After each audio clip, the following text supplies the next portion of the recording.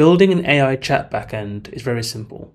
It boils down to two simple things: conversations and messages.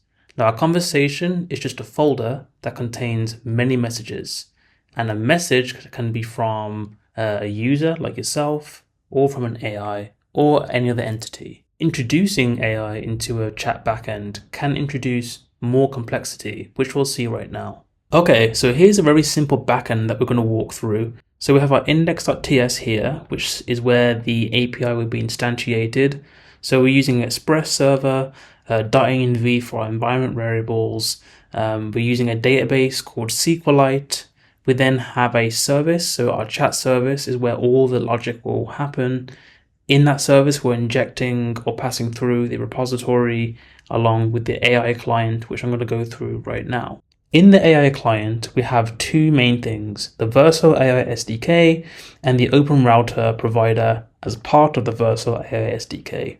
Now, what is Open Router? Well, it allows us to have one API key for many different LLMs, like the DeepSeek one that we're using here.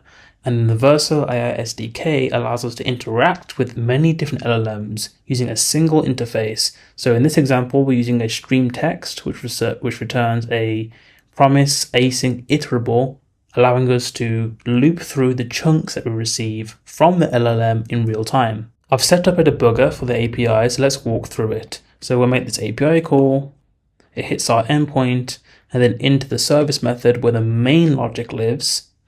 We scroll down, we see find or create conversation. So we're going to find or create an existing conversation.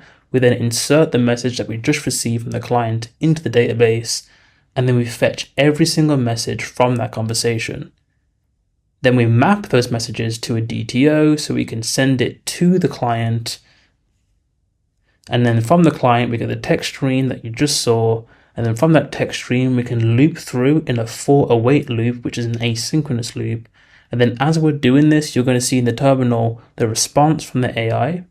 And at the same time, we're constructing this string here, which we're then going to store in the database once this is finished. This is pretty funny, not gonna lie. Okay, and then we're going to insert the message from the AI into the database, and then finally we update the conversation itself. But it gets more complicated if you introduce tokens, or maybe if you want a asynchronous database or API that uses queuing. But for this example, for a simple app, this is more than enough.